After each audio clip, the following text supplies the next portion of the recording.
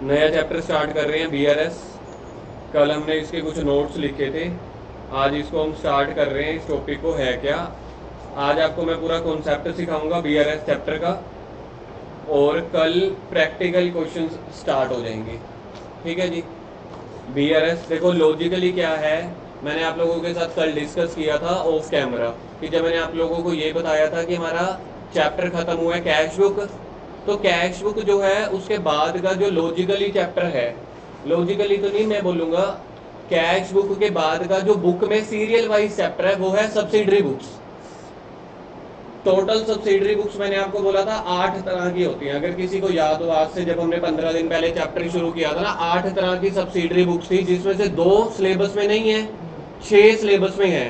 तो उस 6 subsidiary books में से मैं देखता हूँ अगर मेरे को नोट्स मिलते हैं कैश बुक के पुराने वाले।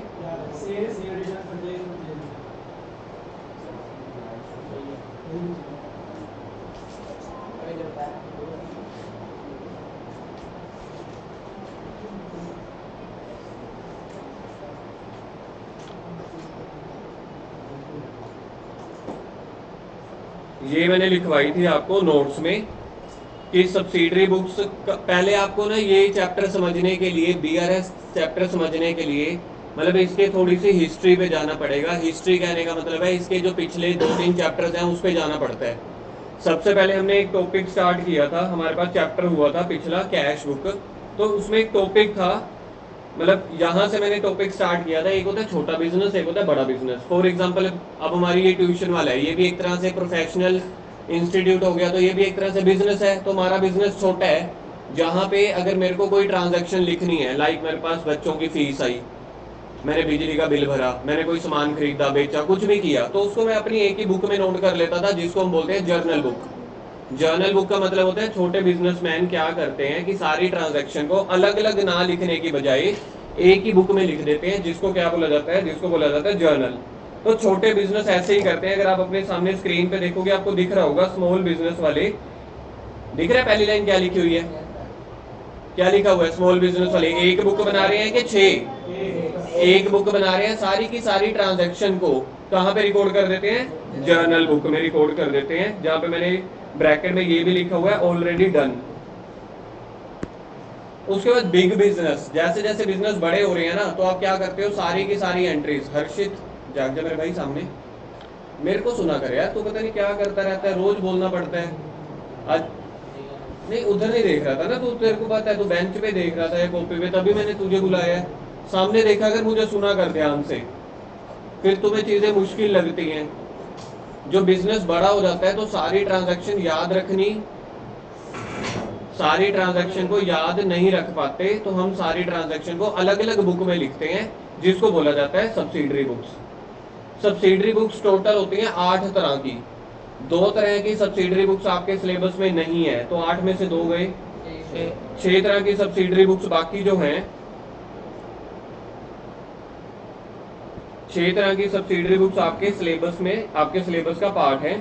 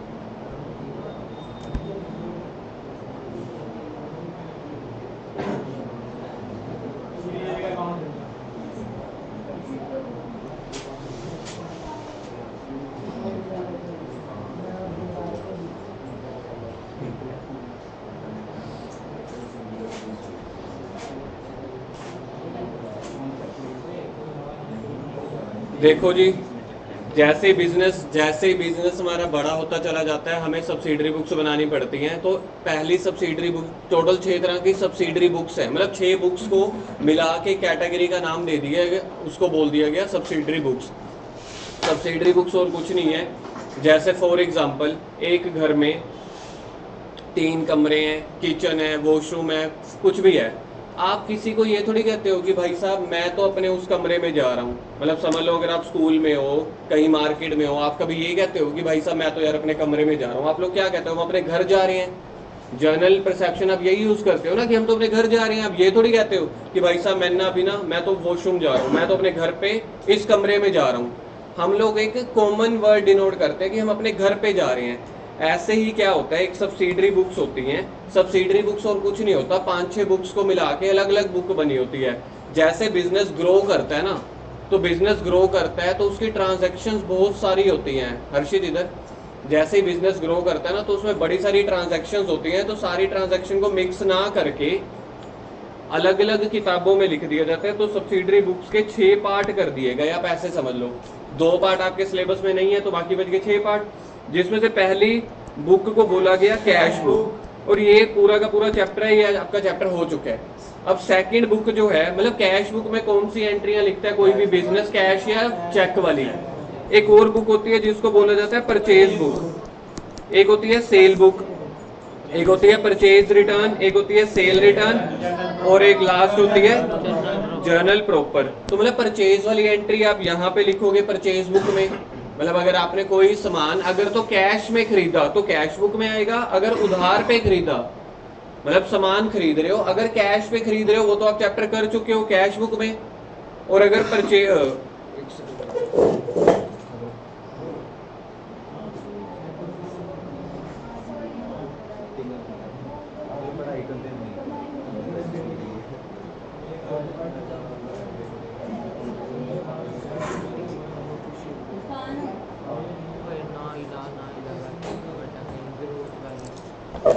परचेज की एंट्री अगर तो उधार पे खरीद रहे हो तो परचेज बुक में आएगी, कैश में खरीद रहे हो तो वो हम ऑलरेडी कर चुके हैं कैश बुक में। ऐसे ही सेल की एंट्री, अगर आप सामान बेच रहे हो कैश में तो कैश बुक में आएगा, अगर बेच रहे हो उधार में तो सेल बुक में आएगा, ये वाली बुक में। तो मतलब आपने परचेज वाली एंट्री को परचेज बुक में डाल दिया, सेल वाली एंट्री को सेल बुक में डाल दिया, कैश वाली एंट्री को कैश बुक में डाल दिया।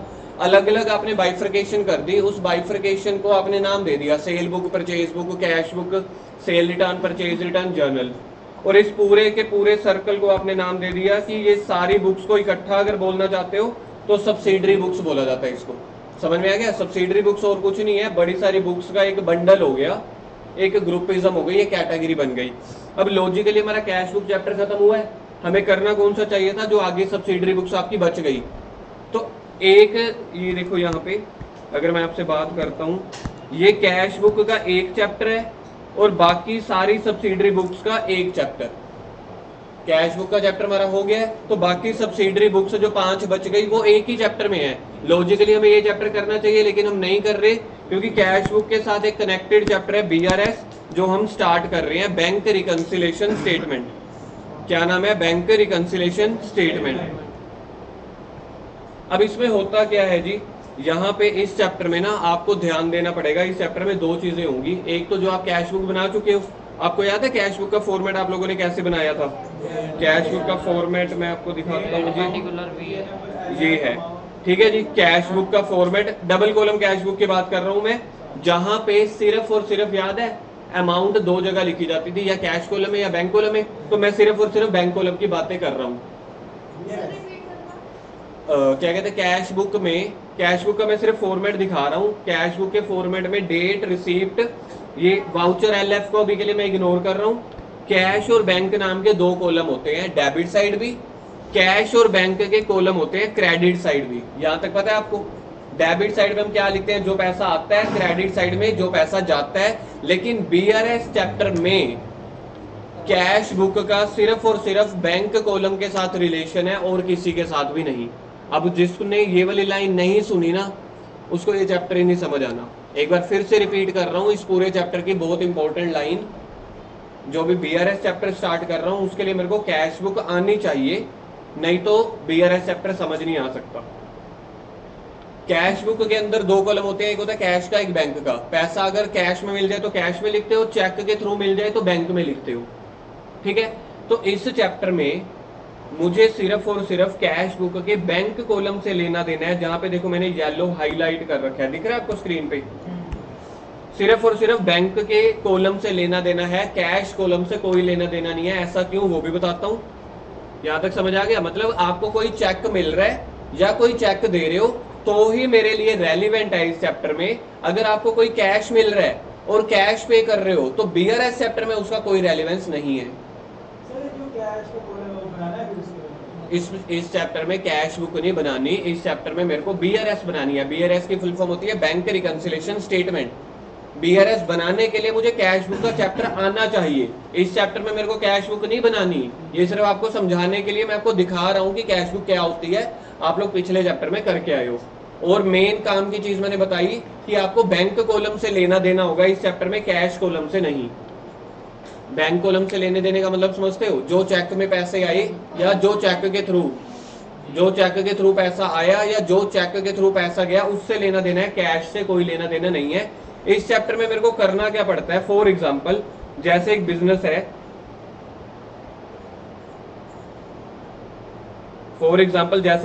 है, कैश बुक बनाता है। कैश बुक याद रखना कौन बनाता है? बिजनेस बनाता है अपने लिए कि मेरे पास कितना पैसा आया कितना पैसा गया।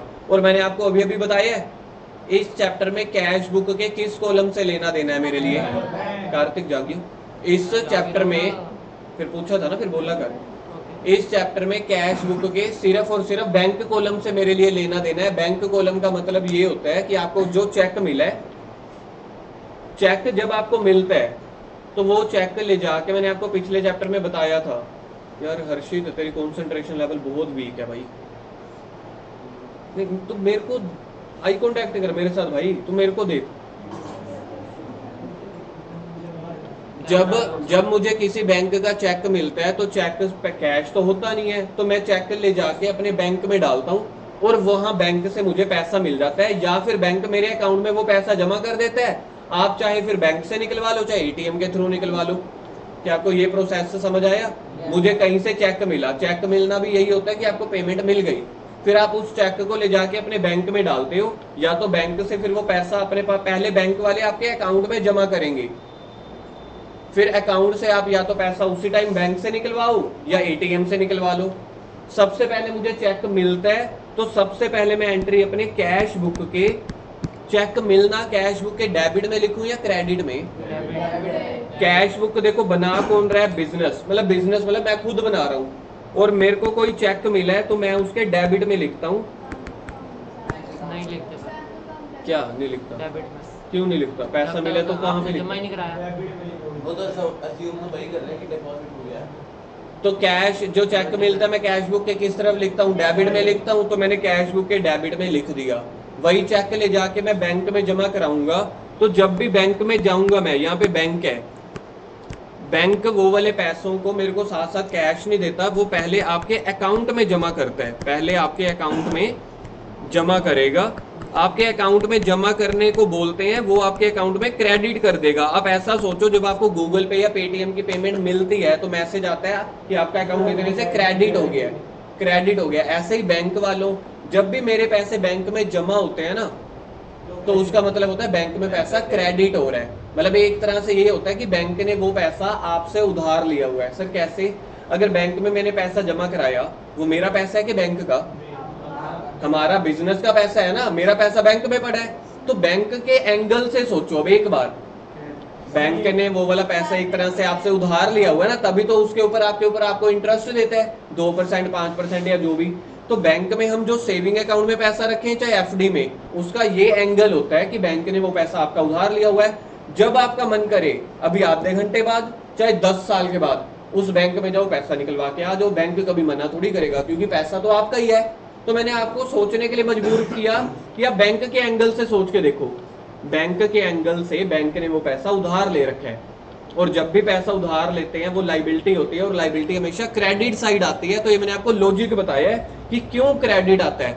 आपके गूगल पे का जब मैसेज आता है ना, बैंक में पैसा क्रेडिट हुआ या पेटीएम में क्रेडिट हुआ, उसका लॉजिक ये होता है कि पेटीएम ने या गूगल पे ने या बैंक ने आप ही का पैसा रखा अपने पास और उसके लिए, उस बैंक के लिए वो लाइबिलिटी हुई ना, क्योंकि वो पैसा उसने वापस करना है।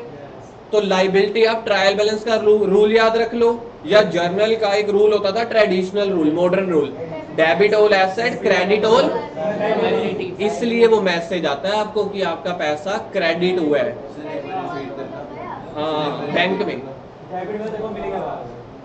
एक मिनट इधर इधर इधर सुनो, मैं बताता हूँ प्लीज, आप सुनो, कहानी में एक्टिव रहो।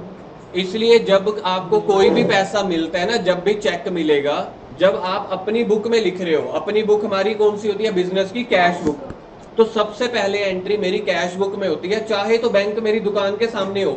मैं पिछले 5 सालों से ना बच्चों को एक कहानी सिखाता था कि बैंक अगर मेरे ऑफिस के साथ वाला भी है, मेरे घर के साथ वाली एक बिल्डिंग भी है, फिर भी पहले मेरे को मेरा कस्टमर मुझे देगा ना, तभी तो मैं बैंक में पैसा जमा कराने लेके जाऊंगा।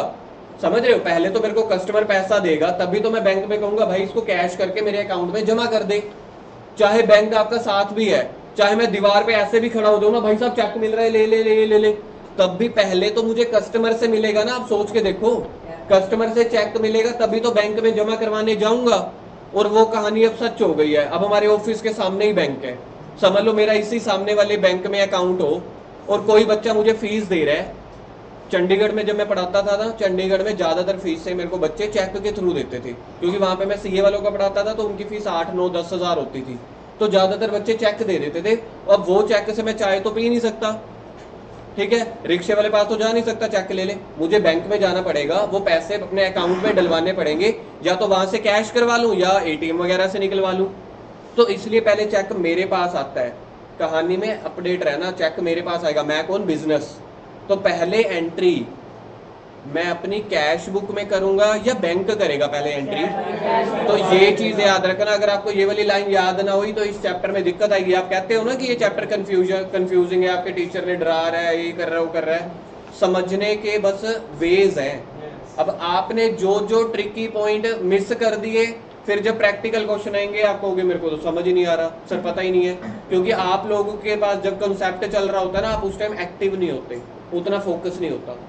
ठीक है, एक बार फिर से पूछता हूँ, जब चेक मुझे मिलेगा पहले मैं कैश बुक में अपनी एंट्री करूंगे, पहले बैंक करेगा? पहले तो मुझे मिलेगा ना कस्टमर से, तो मैंने पहले मुझे पैसा मिला, चेक मिला, उसी दिन ही मैं जमा करा रहा हूं, तो कैश बुक के किस तरफ लिखूंगा, डेबिट साइड। ये तो आपको पता ही है, कल ही चैप्टर खत्म हुआ है, पैसा आएगा डेबिट साइड, जाएगा क्रेडिट साइड। तो इधर देखो सामने स्क्रीन पे, मैंने कैश बुक में चेक मिला, मैंने डेबिट साइड पे लिख दिया। फॉर एग्जाम्पल 1000 रुपए का प्रैक्टिकल चैप्टर शुरू हो रहा है।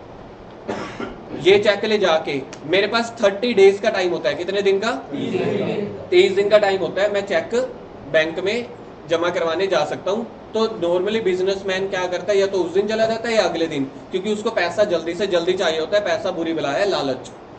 तो हर कोई बंदा 30 दिन थोड़ी रुकता है। आपको यार पैसा मिल रहा है, आपके पास चेक है, आपको पता है इस चेक को बैंक में ले जाऊं कैश मिल जाएगा, आप कब सोचोगे, आज ही मिल जाएगी 1 महीने बाद? हमेशा पैसा तो हमेशा यही सोचता है। तो बंदा जाता है उसी दिन या एक आधे दिन में चला जाता है बैंक में, बैंक में पैसा जमा कराया, पैसा किसका, खुद का, अकाउंट होल्डर का ना, उसी का ही पैसा है, बैंक में खाता खुला हुआ है, तो बैंक में वो पैसा जमा करा दिया अपने अकाउंट में। बैंक की तरफ से ये वाला बंदा हो गया गिवर।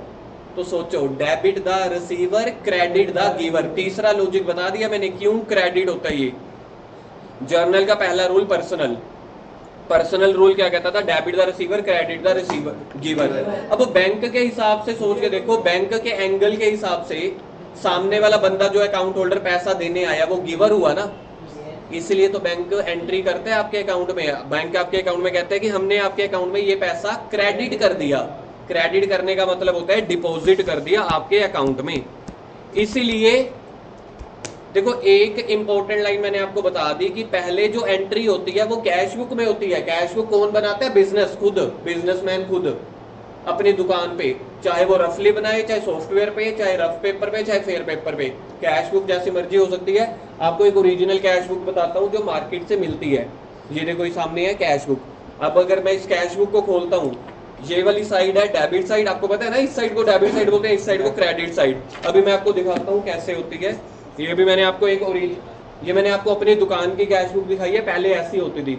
आज भी 10% लोग ऐसी चीजें नोट डाउन करते हैं, लेकिन 90% चीजें जो है वो सॉफ्टवेयर ने ले ली। लेकिन 10% आज भी मैनुअल चलता है जहाँ पे ट्रेडिशनल टाइप की दुकानें होती हैं।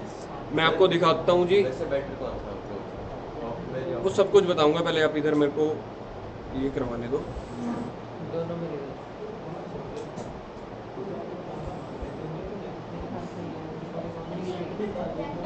ये देखो, ये आपके सामने है जी कैश बुक। अभी जो मैंने आप, एक मिनट यार इधर करो यार, सामने ये सामने आपको दिख रही है कैश बुक। ये जो भी मैंने आपको बुक दिखाई की उसी की पिक्स ली हुई है।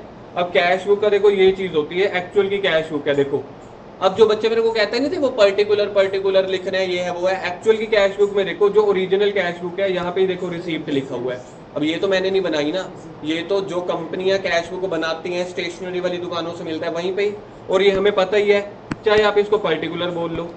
ये देखो ये आपको दिख रहा है मंथ एंड डेट, थोड़ा सा ब्लर है क्योंकि कम से कम 20-25 साल पुरानी बुक है। मंथ एंड डेट, हम भी पहले डेट लिखते हैं, एक मिनट रुक जा। उसके बाद देखो रिसीप्ट। अब रिसीप्ट में देखो ये लिखा हुआ है to balance brought down. Opening पैसा पड़ा था ये 3260 रुपए, अमाउंट लिखा हुआ है और टोटल लिखा हुआ है। ये आप ऐसा मान के चलो ये बैंक कॉलम की बात हो रही होगी या कैश कॉलम की, जहां मर्जी।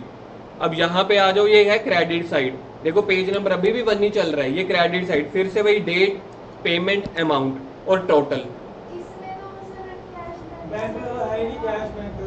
अमाउंट लिखा हुआ है ना, तो यही अमाउंट वाला कॉलम आप ऐसे सोच के चलो कि ये समझ लो सिंगल कॉलम कैश बुक है। सिंगल कॉलम कैश बुक में बैंक होता ही नहीं है। सर फिर आप हमें दिखा क्यों रहे हो? सिर्फ आपको समझाने के लिए करा रहा हूं मैं। आप इस अमाउंट को आपकी मर्जी, आप कैश कॉलम समझ लो। ये लो हम इसको बैंक कॉलम समझ लेते हैं। मैंने आपको ये बोला ना इस चैप्टर में कैश बुक में बैंक कॉलम काम में आएगा, तो आप इसको बैंक कॉलम समझ लो। ओके समझ लो, ऐसे डबल कॉलम भी होती होगी। आपने कॉन्सेप्ट समझना है ना। आप इसको क्या सिंगल कॉलम समझ लो, आप इसको कैश कॉलम समझ लो, बैंक समझ लो, वो तो आपके समझने पे है। रूल तो वही रहेगा ना, डेबिट में पैसा आना, क्रेडिट में पैसा जाना।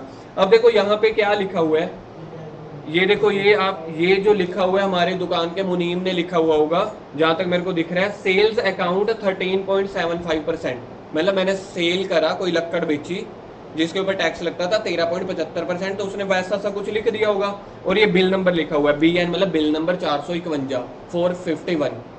तो हमने कितने का सामान बेचा? देखो 490 कितना है, 796 का। हाँ इसने बाय लिखा है, आप 2 लिख देना। मैं कह रहा हूँ बेटा देखो ये 25 साल पुरानी 20 साल पुरानी होएगी अभी के लिए। वैसे मैं आपको सिर्फ कॉन्सेप्ट सिखाना चाहता हूँ, ये बाय 2 को छोड़ देना। वैसे 2 आना चाहिए डेबिट वाली साइड।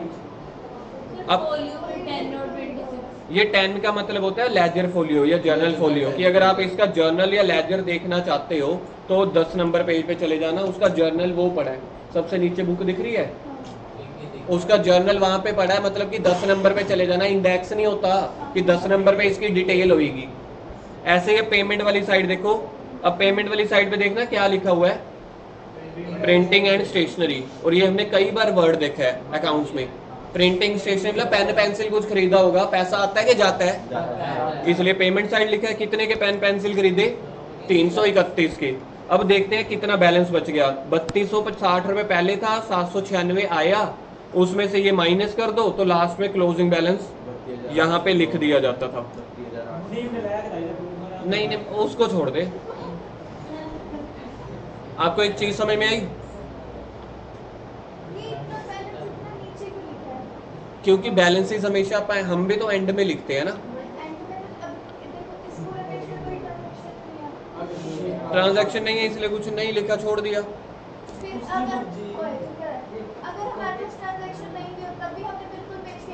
हाँ बैलेंस हमेशा एंड में लिखना होता है क्योंकि उस पेज पे और कुछ लिखना नहीं, तो फिर नीचे वाला पेज वेस्ट है। आपकी मर्जी है, प्रेजेंटेशन है और कुछ नहीं है।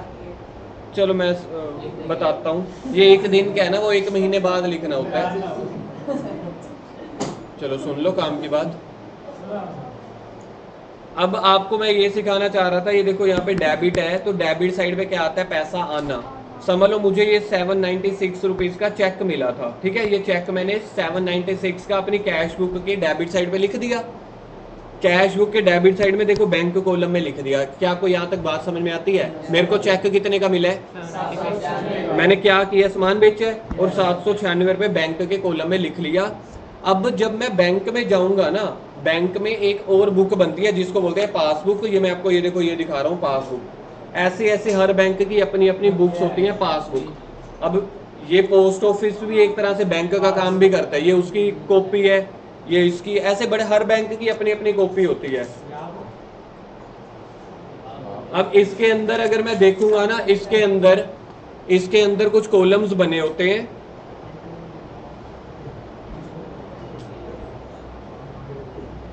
इसके अंदर जो पासबुक के अंदर कॉलम बने होते हैं उसका फॉर्मेट ये होता है जो आपकी स्क्रीन पे है और जो मेरे हाथ पे है।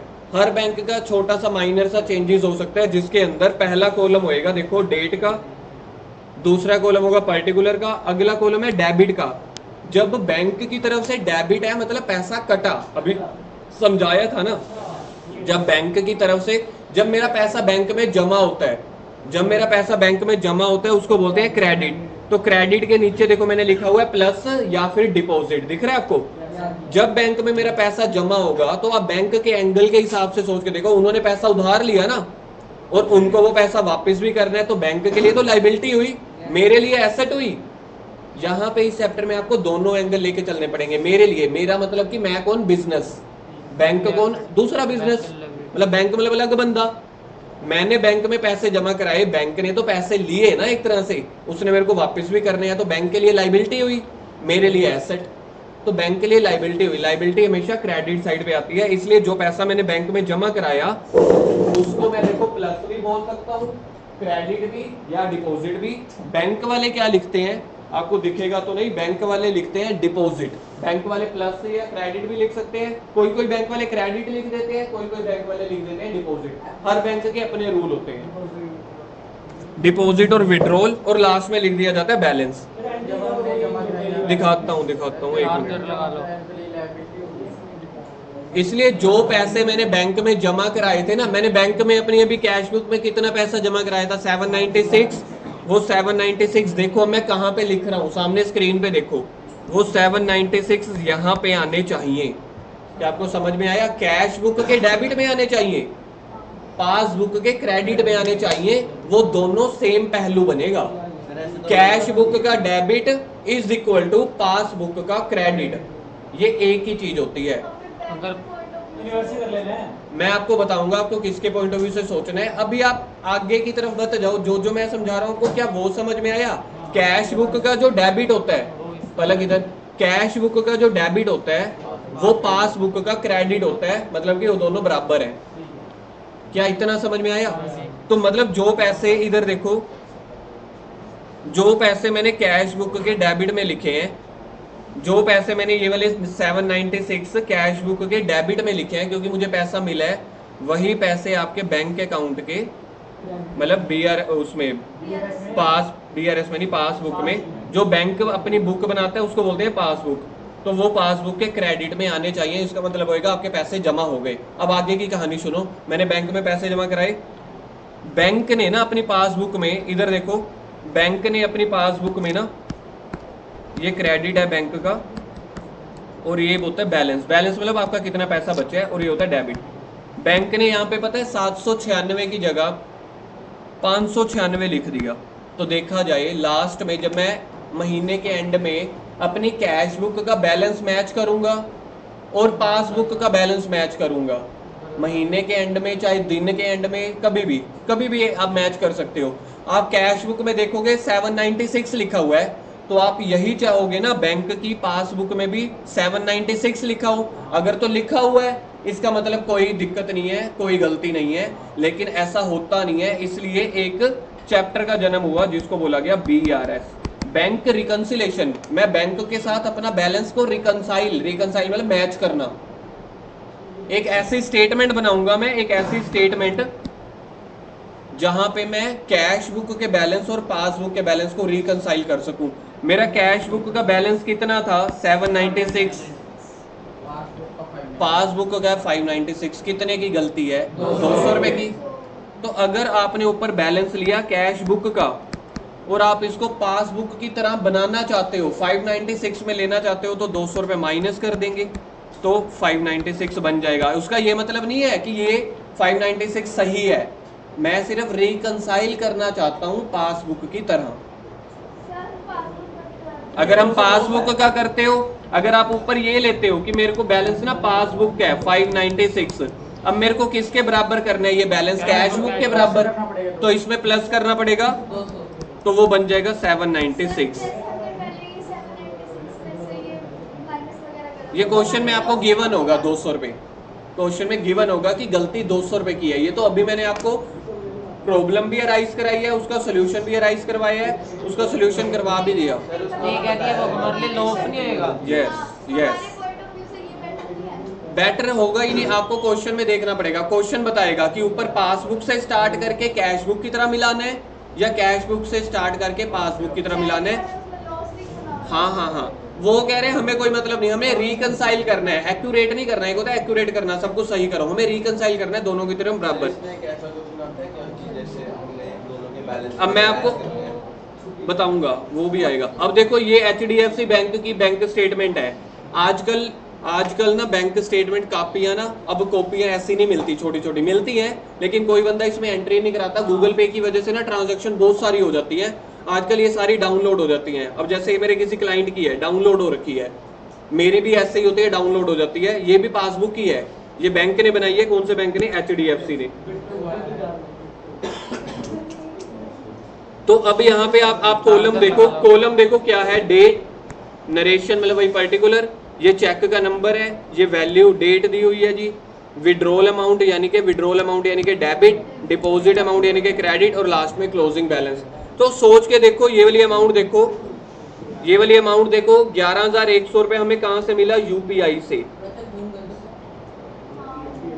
जूम नहीं कर सकता ना, पूरी पासबुक दिखेगी नहीं। तो ये वाले पैसे अगर बैंक में क्रेडिट साइड आ रहे हैं, क्रेडिट साइड देखो, डिपॉजिट वाली साइड पे आ रहे हैं, मतलब कि ये वाले पैसे कैश बुक के डेबिट में गए होंगे। देखो बैंक में मेरे जितने भी पैसे जमा हो रहे हैं, मतलब कि वो मेरे को कहीं ना कहीं से मिले होंगे। तो मिले होंगे, मैंने आपको 15 मिनट पहले बताया था, पहले एंट्री कहाँ करूंगा? पहले कैश बुक में, फिर उसके बाद बैंक में जाएगा। ये वाली जो एंट्री करी है ना, ये वाली एंट्री एक्चुअल में तो बैंक ने करके दी है मेरे को। ये पासबुक तो बैंक ही बनाता है ना। अब यहाँ पे पासबुक में आप अपने हाथों से थोड़ी लिख सकते हो। पासबुक में जितनी भी ट्रांजैक्शन होती है ना, बैंक के प्रिंटर से होती है, या अगर आपको डाउनलोड करनी है तो बैंक की साइट से डाउनलोड होती है। कैश बुक मैं बनाता हूँ, मैं मतलब बिजनेसमैन। पासबुक कौन बनाता है? आधे घंटे से बोल रहा हूँ, टारगेट लगा लो।